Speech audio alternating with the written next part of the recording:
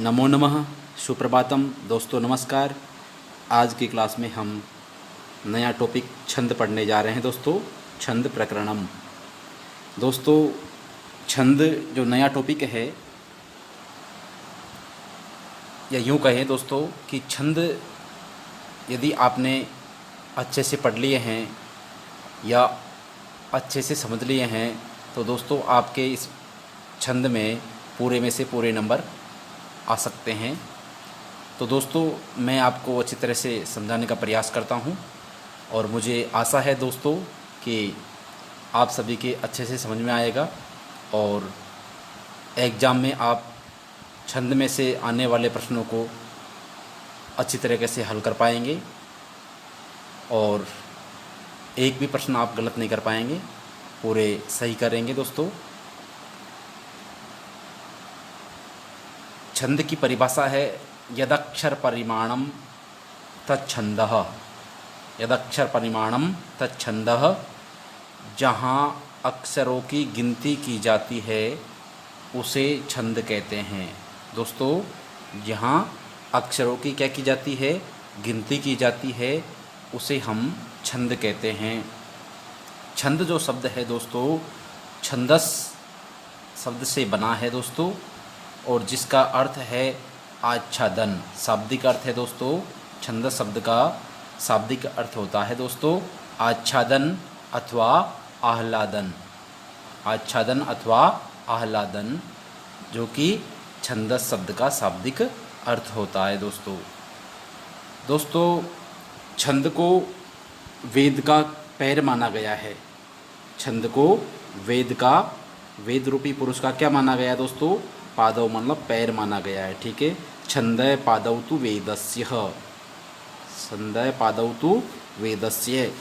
वेद रूपी पुरुष के छंद को क्या माना गया है? वेद रूपी पुरुष का छंद को पाद माना गया है, पैर माना गया है दोस्तों। आदि आचार्य, छंद के आदि आचार्य पिंगल मुनि को माना जाता है दोस्तों। छंद का आदि आचार्य किसे माना जाता है? पिंगल मुनि को माना जाता है दोस्तों। और उसकी रचना का नाम है दोस्तों छंद शास्त्रम। क्या नाम है? छंद शास्त्रम या छंद सूत्रम। ठीक है दोस्तों, क्या नाम है? छंद शास्त्रम या छंद सूत्रम। दोस्तों, छंद का दूसरा लक्षण है, पहले आपने पढ़ लिया है यदक्षर परिमाणम तच्छंदः। ठीक है दोस्तों, एक और उदाहरण है जाति वृत्ताख्या मर्यादा छंद। जाति वृत्ताख्या मर्यादा छंद। जाति और वृत्ति आदि के नाम से जिसे जाना जाता है वह क्या है दोस्तों? छंद है। क्या है दोस्तों? छंद है। अक्षर का लक्षण है दोस्तों, अक्षर लक्षणम न क्षरति इति अक्षरः। न क्षरति, जिसका क्षरण नहीं हो सके, जिसको बांट नहीं सके, जिसको तोड़ नहीं सके, जिसका और बंटवारा नहीं किया जा सकता है, वह क्या होता है? अक्षर होता है दोस्तों। क्या होता है? अक्षर होता है। अक्षरो द्विधा। अक्षरो द्विधा। अक्षर दो प्रकार के होते हैं। नंबर 1 स्वर, नंबर 2 व्यंजन।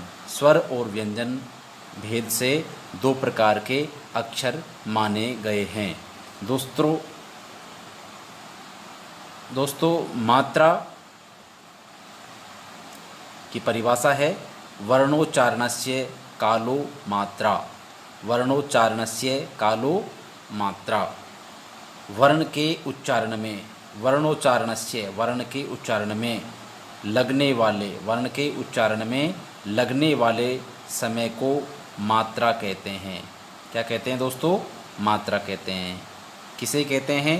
किसी वर्ण का हम जो उच्चारण करते हैं उसे हम बोलते हैं, तो उसमें जो समय लगता है उच्चारण करने में, उसको हम क्या कहते हैं दोस्तों? मात्रा कहते हैं। एक मात्रो भवेद् ह्रस्वः। एक मात्रो भवेद् ह्रस्वः। द्विमात्रो दीर्घ उच्यते। त्रिमात्रो प्लुतो गेयो व्यंजनम चार्धमात्रिकम। एक मात्रो भवेद् ह्रस्वो, द्विमात्रो दीर्घ उच्यते, त्रिमात्रो प्लुतो गेयो व्यंजनम चार्धमात्रिकम। दोस्तों, एक मात्रो भवेद् ह्रस्वः, एक मात्रिक क्या होता है दोस्तों, ह्रस्व होता है। ठीक है, एक मात्रो भवेद ह्रस्व मतलब एक मात्रिक ह्रस्व होता है। द्विमात्रो दीर्घ उच्यते, और जो द्विमात्रिक वर्ण होता है वह दीर्घ कहलाता है। क्या कहलाता है दोस्तों, दीर्घ कहलाता है। द्विमात्रिक वर्ण दीर्घ कहलाता है और एक मात्रिक वर्ण ह्रस्व कहलाता है, या एक मात्रिक वर्ण को ह्रस्व कहते हैं और द्विमात्रिक वर्ण को दीर्घ कहते हैं। त्रिमात्रिक को क्या कहते हैं दोस्तों, प्लुत कहते हैं। अर्धमात्रक और अर्धमात्रक क्या होता है दोस्तों, व्यंजन जो होते हैं वो अर्धमात्रक होते हैं। क्या होते हैं दोस्तों, अर्धमात्रक होते हैं। पाद का लक्षण है दोस्तों, पाद लक्षणम गेयः पादः चतुर्थो अंशः, गेयः पादः चतुर्थो अंशः। श्लोक के पद्य का चौथा भाग ही पाद कहलाता है। क्या कहलाता है, पाद कहलाता है, चौथा हिस्सा। ठीक है दोस्तों, चौथा हिस्सा या चौथा भाग पाद कहलाता है श्लोक का। ठीक है, यति लक्षणम दोस्तों, यति किसे कहते हैं, किसी छंद के वाचन करते समय, हम किसी छंद को जब वाचन कर रहे हैं या उसको हम पढ़ रहे हैं, बोल रहे हैं, तो वाचन करते समय प्रत्येक चरण के अंत में जो अल्प विराम आता है उसे यति कहते हैं। उसे क्या कहते हैं दोस्तों, यति कहते हैं। ठीक है दोस्तों, लघु दोस्तों, लघु किसे कहते हैं, ह्रस्व स्वर ए ई उ री लृ, ये सब क्या हैं, ह्रस्व स्वर जो होते हैं वो लघु होते हैं। क्या होते हैं दोस्तों, लघु होते हैं, और इनका चिन्ह सरल रेखा अर्थात खड़ी रेखा के रूप में होता है। ठीक है दोस्तों, ह्रस्व का जो या लघु का जो चिन्ह होता है वो खड़ी रेखा होता है। ठीक है दोस्तों, दीर्घ आ ई उ ए ऐ ओ औ ये गुरु होते हैं। क्या होते हैं, गुरु होते हैं। इन्हें हम दीर्घ स्वर कहते हैं और ये सब क्या हैं, गुरु हैं। क्या है, गुरु हैं। इनका चिन्ह क्या होता है दोस्तों, इनका चिन्ह अवग्रह चिन्ह होता है। ठीक है दोस्तों, अवग्रह चिन्ह होता है, या यूँ कहें एस के जैसा, इंग्लिश का जो एस है उसके समान चिन्ह होता है। ठीक है दोस्तों, लघु के लिए हम सरल रेखा का प्रयोग करेंगे और दीर्घ के लिए हम अवग्रह चिन्ह का प्रयोग करेंगे छंद में। देखो दोस्तों, नोट है, एक मात्रिक वर्ण लघु होता है। दोस्तों, एक मात्रिक जो वर्ण होता है वह लघु होता है। क्या होता है दोस्तों, लघु होता है। द्विमात्रिक वर्ण गुरु होता है। क्या होता है दोस्तों, गुरु होता है। एक मात्रिक लघु होता है, द्विमात्रिक गुरु होता है। और एक मात्रिक के लिए क्या किसका प्रयोग करते हैं, सरल रेखा का प्रयोग करते हैं, और द्विमात्रिक के लिए हम अवग्रह चिन्ह का प्रयोग करते हैं। और दोस्तों, ये भी आपको ध्यान रखना है कि अनुस्वार और विसर्ग युक्त वर्ण जो होता है वह गुरु होता है। क्या होता है दोस्तों, गुरु होता है। और संयुक्त वर्ण आधा अक्षर दीर्घ होता है। संयुक्त वर्ण जो होगा वह आधा अक्षर क्या कहलाएगा, दीर्घ कहलाएगा, दीर्घ होता है। ठीक है दोस्तों, पाद के अंतिम अक्षर विकल्प से लघु एवं गुरु मान लिया जाता है। पाद के अंतिम अक्षर को क्या करते हैं, विकल्प से लघु या गुरु मान लिया जाता है। दोस्तों, छंद में गण होते हैं, ठीक है, और उस गण का लक्षण है, गण किसे कहते हैं या किस प्रकार से होता है। दोस्तों देखिए, 3 वर्णों के समूह को गण कहते हैं। क्या कहते हैं दोस्तों, 3 वर्णों के समूह को गण कहते हैं।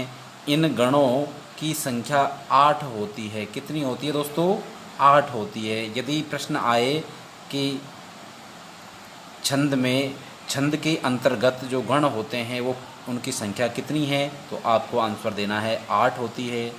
और दोस्तों, जो एक गण होता है उसमें कितने वर्णों का समूह होता है, तो 3 वर्णों का समूह होता है दोस्तों। और गण का सूत्र देखिए दोस्तों, आप सभी को याद करना है और याद भी होगा दोस्तों, बहुत सरल है। ये माता राजे भान शैलगा, क्या है दोस्तों, ये माता राजे भान से लेगा। ठीक है दोस्तों, ये माता राजे भान से लेगा। अब देखिए दोस्तों, गण किस प्रकार से आप बनाएंगे। जैसे ये माता राज में पहला अक्षर ये है, तो ये के साथ में हम क्या जोड़ लेंगे, गण जोड़ेंगे। ठीक है, तो क्या हो गया, यगण हो गया। क्या हो गया, यगण हो गया। ठीक है, लेकिन यगण के लिए हमें 3 अक्षरों का बोध करना है, अर्थात ये से लेकर के माता, ये माता, ये माँ और ता। ठीक है दोस्तों, जैसे कि ये लिखा हुआ है ये माता, इसका प्रथम अक्षर ये होने के कारण इसे हम यगण कहेंगे। क्या कहेंगे, यगण कहेंगे। अब ये माता का मतलब यगण के अंतर्गत क्या होता है, प्रथम अक्षर तो ह्रस्व होता है और द्वितीय और तृतीय जो वर्ण होता है, क्या क्या होता है, द्वितीय और जो तृतीय वर्ण होता है वे दीर्घ वर्ण होते हैं। क्या होते हैं, दीर्घ वर्ण होते हैं। ठीक है दोस्तों, और यगण को क्या कहेंगे दोस्तों, यगण को क्या कहेंगे, लघु। ठीक है, लघु से प्रारंभ होता है और 2 इसके क्या है, दीर्घ वर्ण होते हैं। ठीक है, इस प्रकार से यगण बनता है दोस्तों। अगर हम यहाँ मगण की बात करें दोस्तों, मगण की बात करें तो दोस्तों मैं मगण में पहला अक्षर में आ गया, मतलब मा ता रा, मा ता और रा। ठीक है दोस्तों, मा ता रा। अब प्रथम अक्षर में होने के कारण ये क्या कहलाएगा, मगण कहलाएगा। ठीक है दोस्तों, तो इसमें क्या होगा दोस्तों, सर्वगुरु, सर्वगुरु मतलब माँ में गुरु है, ता में गुरु है, रा में भी गुरु की मात्रा है या दीर्घ स्वर है। ठीक है, तीनों में दीर्घ स्वर है, तो ये सब गुरु हैं, इसलिए ये क्या कहलाएगा दोस्तों, मगण जो होता है वह सर्वगुरु कहलाता है। ठीक है, क्या कहलाएगा, सर्वगुरु कहलाएगा। और दोस्तों इसी प्रकार से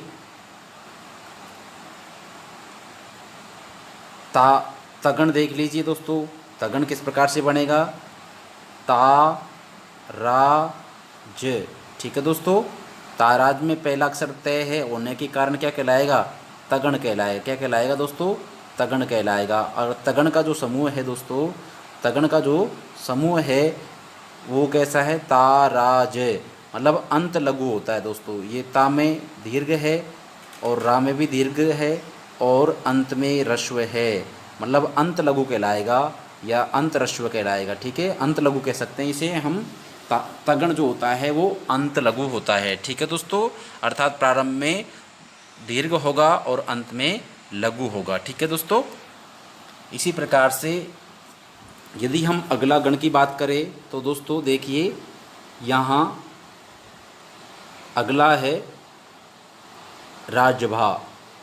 क्या है दोस्तों, राजभा। ठीक है दोस्तों, क्या है, राजभा। तो इसमें दोस्तों रे प्रारंभ का अक्षर है, इसलिए इसे हम क्या कहेंगे, रगण कहेंगे। क्या कहेंगे दोस्तों, रगण कहेंगे। और रगण के अंतर्गत क्या होता है दोस्तों, मध्य लघु। क्या होता है, मध्य लघु, क्योंकि जे क्या है, ह्रस्व है और रा और भा दोनों क्या है, दीर्घ है, तो क्या कहेंगे, मध्य लघु। क्या कहेंगे दोस्तों, रगण को मध्य लघु भी कहेंगे। क्या कहेंगे, मध्य लघु कहेंगे। ठीक है दोस्तों, अब मध्य लघु क्यों कहेंगे दोस्तों, क्योंकि इसमें जो रा जय भा इस प्रकार का सूत्र है, उसमें जो जय है वह लघु है, वह क्या है, लघु होने के कारण मध्य लघु कहलाएगा। और आगे और पीछे जो रा और भा है वे दीर्घ है, दीर्घ वर्ण है, इसलिए वे दीर्घ कहलाएंगे। लेकिन बीच में एक ह्रस्व होने के कारण मध्य लघु भी हम इस रगण को कहते हैं। ठीक है दोस्तों, इसी प्रकार से अगला बनाएंगे, जगण बनाएंगे दोस्तों। तो जगण के लिए देखिए, जैसे चालू करेंगे और भा न, जय भा न, तो जय भा और न। ठीक है दोस्तों।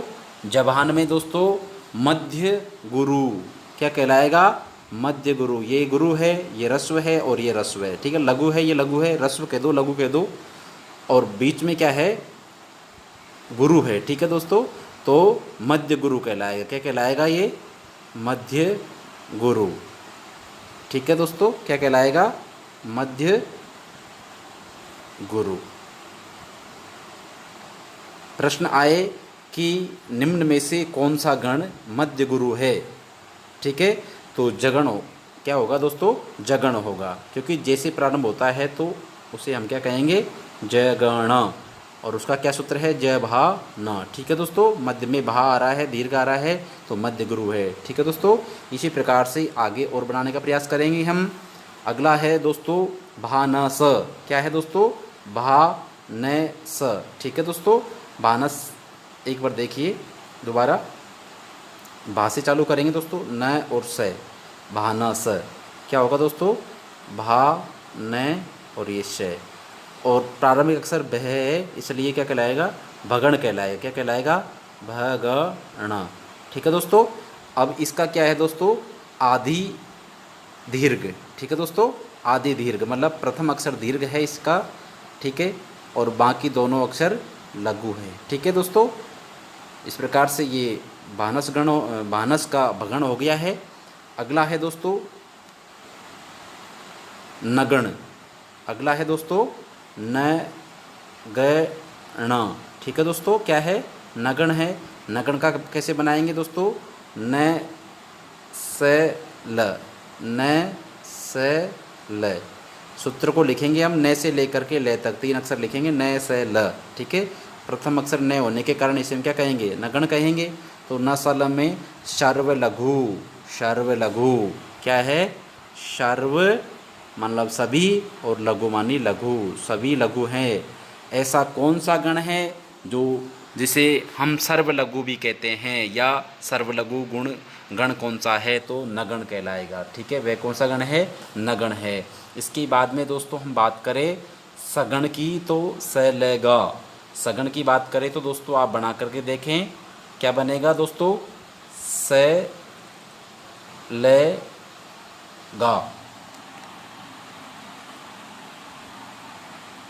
सैलेगा। ठीक है दोस्तों, तो इसमें क्या कहलाएगा दोस्तों? अंत गुरु। ठीक है दोस्तों, क्या कहलाएगा? अंत गुरु। और दोस्तों ये क्या कहलाए? कौन सा गण है? ये सगण है। कौन सा है? सगण है। अगला बात करें दोस्तों, ले का मतलब लघु और गे का मतलब गुरु होता है। ठीक है दोस्तों, इस प्रकार से ये 8 गण पूरे हो चुके हैं दोस्तों। अब हम छंदों के भेद के बारे में पढ़ने जा रहे हैं दोस्तों। छंद के भेद दोस्तों, छंद के 2 भेद होते हैं। हम लौकिक छंदों की बात कर रहे हैं दोस्तों। लौकिक छंदों के अंतर्गत छंद के 2 भेद माने गए हैं। प्रथम नंबर 1 जाति या मात्रिक छंद। पहले छंद का नाम है जाति या मात्रिक छंद। ठीक है दोस्तों, और दूसरा भेद है वृत्त या वर्णिक छंद। वृत्त या वर्णिक छंद। ठीक है दोस्तों, वृत्त या वर्णिक छंद। अब हम पहले भेद पढ़ रहे हैं। पहले भेद को पढ़ने जा रहे हैं दोस्तों, जिसका नाम है जाति या मात्रिक छंद। ठीक है दोस्तों, इसकी परिभाषा है जिस छंद में प्रत्येक चरण की मात्राओं की गणना की जाती है। क्या होता है दोस्तों? जिस छंद में प्रत्येक चरण की मात्राओं की गणना की जाती है उसे मात्रिक छंद कहते हैं। अर्थात दोस्तों आपके समझ में आया होगा, जिस छंद के अंतर्गत मात्राओं की गणना की जाती है, क्या की जाती है? मात्राओं की गणना जो की जाती है वह मात्रिक छंद कहलाता है, या यूँ कहें वह जाति छंद कहलाता है। ठीक है दोस्तों, जिस छंद के अंतर्गत मात्राओं की गणना की जाती है उसे जाति या मात्रिक छंद कहते हैं। ठीक है दोस्तों, और इस छंद का उदाहरण है आर्या छंद। क्या है दोस्तों? आर्या छंद इस छंद का उदाहरण है, या यूँ कहें दोस्तों कि आर्या छंद है, तो फिर उसमें आपको आंसर देना है मात्रिक छंद।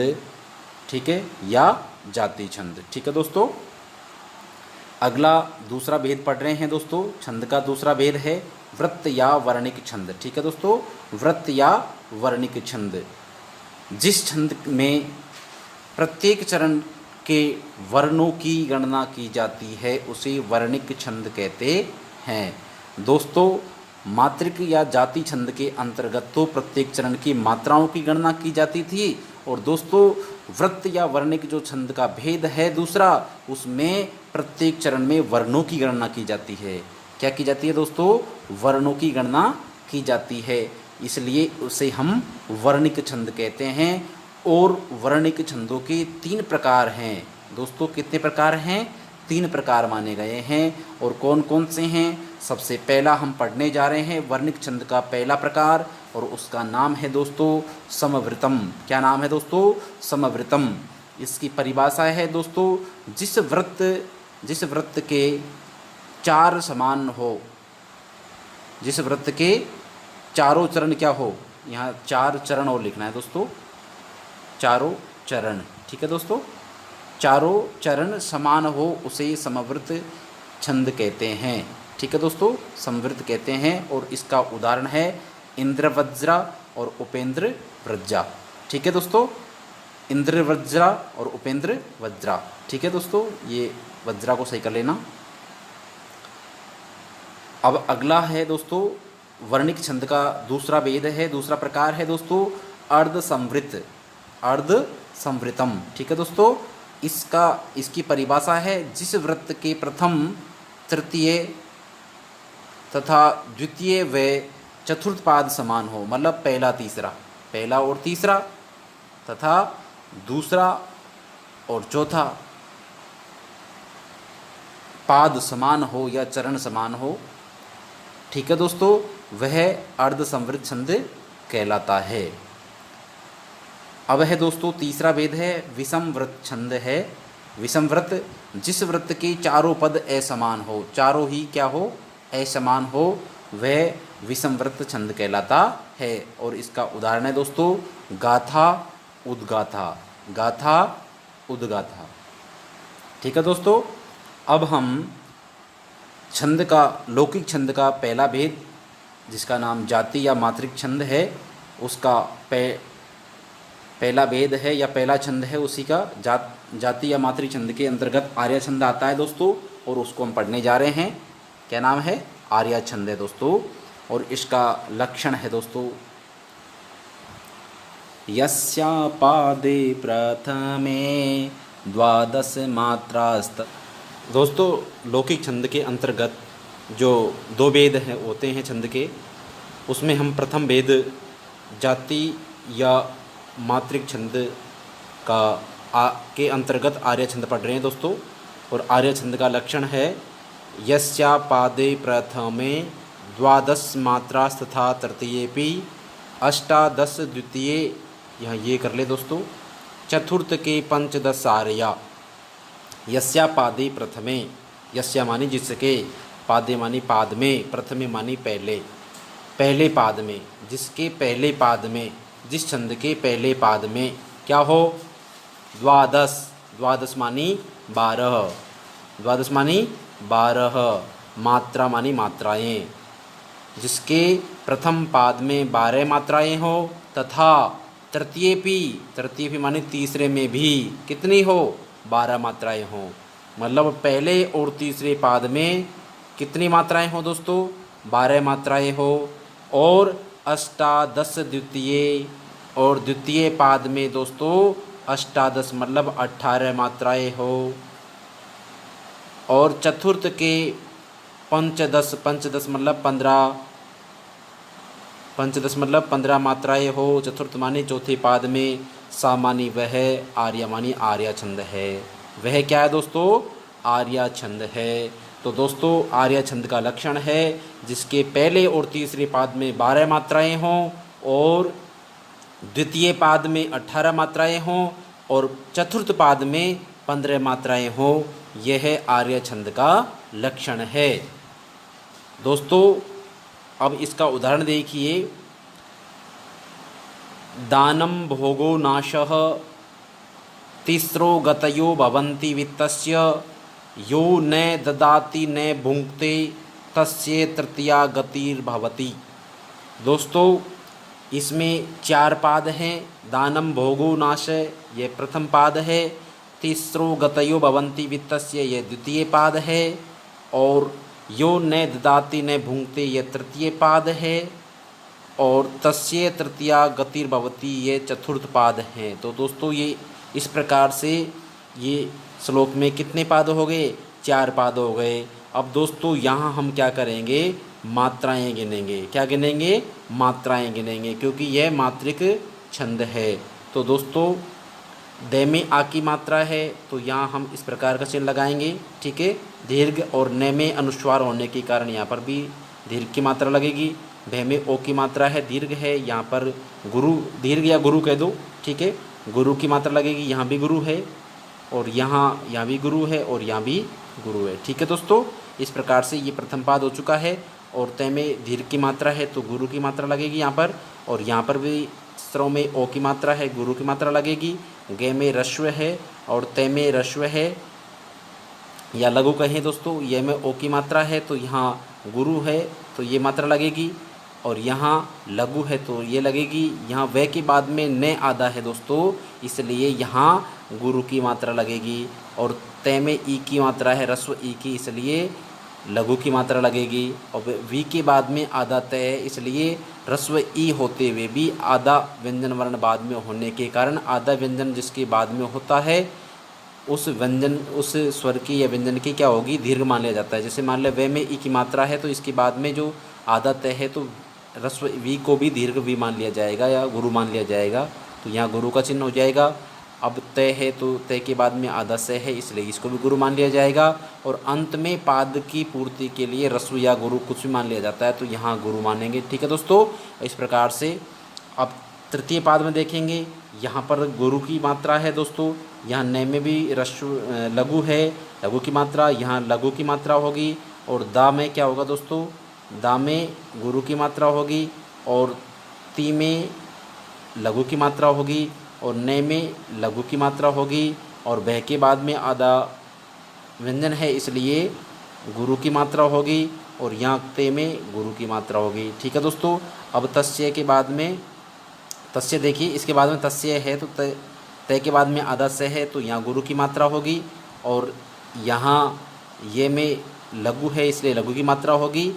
यहाँ फिर लघु की मात्रा, यहाँ पर गुरु की मात्रा, यहाँ गुरु की मात्रा और यहाँ लघु की मात्रा। और ती के बाद में आधा रे होने के कारण यहाँ गुरु की मात्रा। और बह में यहाँ क्या है दोस्तों? लघु की मात्रा है, यहाँ भी लघु की है और यहाँ भी लघु की है।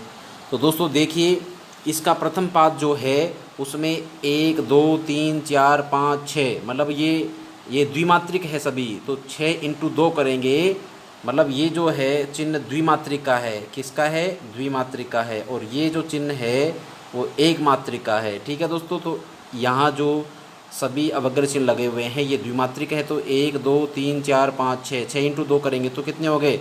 12 हो गए। ठीक है दोस्तों, प्रथम पाद में 12 वर्ण मिल रहे हैं, 12 मात्राएं मिल रही है, वर्ण नहीं दोस्तों, मात्राएं मिल रही हैं प्रथम और तृतीय पाद में। अब तृतीय पाद ये देखिए दोस्तों, 2 1 3 4 2 6 7 8 9 10 11 12, तो ये पर भी 12 मिल रही है। पहले और तीसरे पाद में हमको 12 मात्राएं मिल गई। ठीक है दोस्तों, अब बात करते हैं दोस्तों द्वितीय पाद में। अष्टादश द्वितीय मतलब दूसरे पाद में 18 मात्राएं होनी चाहिए। तो दोस्तों गिनिए, 2 2 4 1 5 6 2 8 1 9 2 11 1 12 13 14 15 16 17 18। दोस्तों यहाँ ये में लघु था, लेकिन यहाँ पर हमको क्या करेंगे, पाद के अंत में पूर्ति के हेतु हम लघु या गुरु कुछ भी मान सकते हैं। तो यहाँ गुरु मान करके पूर्ति हो रही है, इसलिए यहाँ कितनी मात्रा हो रही है? टोटल मात्राएं 18 हो रही है। क्या हो रही है? 18 हो रही है। ठीक है दोस्तों, तृतीय पाद की बात हो चुकी है, तृतीय नहीं द्वितीय पाद की बात हो चुकी है। अब हम चतुर्थ पाद की बात करते हैं दोस्तों। चतुर्थ पाद में क्या है कि पंचदश। तो देखिए दोस्तों, 2 1 3 1 4 2 6 2 8 1 9 2 11 12 13 14। तो अंत में हम इसको क्या मान लेंगे? दीर्घ मान लेंगे। ठीक है दोस्तों, गुरु मान लेंगे और इस प्रकार से ये 15 मात्राएं हो गई। ठीक है दोस्तों, ये था आर्या छंद का लक्षण और उदाहरण दोस्तों। अब हम आर्या छंद से संबंधित एक प्रश्न है दोस्तों, आर्या छंदशः प्रथमे चरणे कति मात्रा भवन्ति, प्रथम चरण में कितनी मात्राएं होती है। तो दोस्तों आपको लक्षण याद होना चाहिए, यस्या पादे प्रथमे द्वादश मात्रा तथा तृतीयेपि, मतलब पहले और तीसरे में द्वादश मात्राएं होती है। तो इस वाले प्रश्न का आंसर होगा ए द्वादश मात्राएं। ठीक है दोस्तों, क्या होगा, ए सही होगा। इसी प्रकार से यहाँ आर्या छंद से तृतीय चरणे कति मात्रा भवन्ति, आर्या छंद से चतुर्थी चरणे कति मात्रा भवन्ति। ठीक है दोस्तों, इस प्रकार के प्रश्न बन सकते हैं। आपको लक्षण याद रखना है, याद करना है और उदाहरण के चिन्ह लगाने आपको आने चाहिए। ठीक है दोस्तों, अब हम बात करते हैं वर्णिक छंद की। ठीक है दोस्तों, किस छंद की बात करते हैं, वर्णिक छंद की। इसे व्रत छंद भी कहते हैं और इसके अंतर्गत हम पहला छंद पढ़ने जा रहे हैं और उसका नाम है दोस्तों अनुष्टुप छंद। ठीक है दोस्तों, क्या है, अनुष्टुप छंद। ठीक है, और इसमें दोस्तों कुल 32 वर्ण होते हैं। दोस्तों प्रश्न आता है निम्न में से किस छंद में 32 वर्ण है, और उसमें आर्या अनुष्टुप उपरोक्त दोनों और उपरोक्त से कोई नहीं, तो आपको वहाँ अनुष्टुप छंद करना है। ठीक है दोस्तों, अब इसका लक्षण है श्लोके षष्ठम गुरु गेयम सर्वत्र लघु पंचमम द्विचतुष्पादयोरश्वं सप्तमं दीर्घमन्ययो। दोबारा देखिए दोस्तों, श्लोके षष्ठम गुरु गेयम सर्वत्र लघु पंचमं द्विचतुष्पादयोरश्वं सप्तमं दीर्घमन्ययो। श्लोके षष्ठम गुरु गेयम, श्लोके मानी श्लोक में, षष्ठ मानी छठा, गुरु मानी गुरु, गेय मानी जानना चाहिए। श्लोक में छठा जो वर्ण है उसको गुरु मानना चाहिए। सर्वत्र लघु पंचमम, और सर्वत्र मानी सभी जगह, पांचवा वर्ण कहाँ क्या होगा, सभी जगह पांचवा वर्ण क्या होगा, लघु होगा। ठीक है दोस्तों, श्लोक में सभी जगह तो छठा वर्ण गुरु होगा और पांचवा वर्ण लघु होगा। ठीक है दोस्तों, द्विचतुष्पादयो रश्वम, द्विचतुष मतलब दूसरे और चौथे पाद में दोस्तों हम बात कर रहे हैं, दूसरे और चौथे पाद की बात कर रहे हैं। दूसरे और चौथे पाद में रश्व मतलब रश्व होता है। सप्तमम दीर्घमन्ययो मतलब सातवां वर्ण। दूसरे और चौथे पाद में कौन सा वर्ण, सातवां वर्ण। ठीक है दोस्तों, सातवां वर्ण क्या होता है, दूसरे चौथे पाद में रश्व होता है और सप्तमम दीर्घमन्ययो, और एक और तीन पाद में मतलब एक पहले और तीसरे पाद में क्या होगा, दीर्घ होगा। ठीक है दोस्तों, देखिए आगे देखिए, इसमें यह क्या है दोस्तों, वर्णिक छंद है। हम अनुष्टुप छंद की बात कर रहे हैं दोस्तों। तो पहला है इसमें कि यह वर्णिक छंद है और यह समवृत छंद है, अर्थात इसमें चारों पादों में समान मात्राएं हैं और इसके प्रत्येक पाद में कितनी मात्राएं हैं दोस्तों, 8 वर्ण होते हैं। मात्राएं नहीं है दोस्तों, क्योंकि हम वर्णिक छंद पढ़ रहे हैं इसलिए क्या है, 8 वर्ण होते हैं। कितने वर्ण होते हैं दोस्तों, 8 वर्ण होते हैं। तो 8 इंटू हम 4 करेंगे दोस्तों तो कितने हो जाएंगे, 8 इंटू 4 बराबर 32 हो जाएंगे। ठीक है दोस्तों, तो अनुष्टुप छंद में कितने वर्ण होते हैं, 32 वर्ण होते हैं। कितने वर्ण होते हैं दोस्तों, 32 वर्ण होते हैं। प्रत्येक चरण में दोस्तों इस लक्षण का अर्थ है दोस्तों, प्रत्येक चरण में छठा वर्ण गुरु होता है। क्या होता है दोस्तों, छठा वर्ण गुरु होता है और पांचवा वर्ण क्या होता है, लघु होता है। जो आप 4 पादों की बात करते हैं तो प्रत्येक पाद में प्रत्येक चरण में छठा वर्ण तो गुरु होगा, अर्थात पहले दूसरे तीसरे चौथे पादों में जो छठा वर्ण है वह गुरु होगा और पांचवा वर्ण क्या होगा, लघु होगा। ठीक है दोस्तों, और दूसरे व चौथे चरण में, दूसरे व चौथे चरण की बात करें तो दोस्तों दूसरे और चौथे चरण में सप्तम वर्ण क्या होता है, रस्व होता है। द्विचतुष्पादयो रस्वम मतलब दूसरे और चौथे पाद में सातवां वर्ण क्या होता है, रस्व होता है और पहले व तीसरे चरण में क्या होता है, दीर्घ होता है। ठीक है दोस्तों, पहले व तीसरे चरण में दीर्घ होता है। अब हम उदाहरण की बात करें तो दोस्तों इसका उदाहरण है पृथिव्याम त्रीणि रत्नानि जलम अन्नम सुभाषितम मूढ़ै पाषाण खंडेषु रत्न संज्ञा विधीयते। तो दोस्तों देखिए इसमें हम क्या करेंगे, वर्णों को गिनेंगे। तो दोस्तों देखिए यहाँ पर प्र है तो प्र में 1, फिर 2, 3, 4, 5, 6, 7, 8। ठीक है दोस्तों, चिन्ह लगाना चाहें तो चिन्ह लगा सकते हैं, कोई दिक्कत नहीं है। लेकिन हम क्या कर रहे हैं, यहाँ वर्णों को गिन रहे हैं। ठीक है दोस्तों, क्या कर रहे हैं, वर्णों को हम गिन रहे हैं। गिनिए दोस्तों दोबारा, 1, 2, 3, 4, 5, 6, 7, 8। ठीक है दोस्तों, तो कितने हो गए, 8 वर्ण हो गए। फिर इसमें देखिए दोस्तों 1, 2, 3, 4, 5, 6, 7, 8, क्योंकि मैं हलंत है इसलिए इसमें आ जाएगा। ठीक है दोस्तों, इसी प्रकार से 8 इसमें देखिए 1, 2, 3, 4, 5, 6, 7, 8। इसी प्रकार से 1, 2, 3, 4, 5, 6, 7 और 8। ठीक है दोस्तों, तो प्रत्येक चरण में 8 वर्ण हो चुके हैं। अब हम इसके लक्षण की बात करें कि पांचवा और छठा वर्ण क्या होता है। यस, तो देखिए श्लोके षष्ठम गुरु गेयम, छठा वर्ण सभी जगह गुरु होना चाहिए। तो पहला, दूसरा, तीसरा, चौथा, पांचवा, छठा, जो रे है, रे के बाद में आधा तय है, इसलिए ये क्या है, गुरु है। यहाँ हम चिन्ह लगाएंगे दोस्तों। देखिए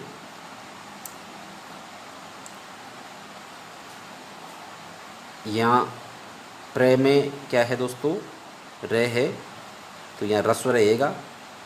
थे में वे है, आधा वे बाद में दीर्घ हो जाएगा, ये भी दीर्घ है, ये दीर्घ है दोस्तों, रस्व है, ये दीर्घ है।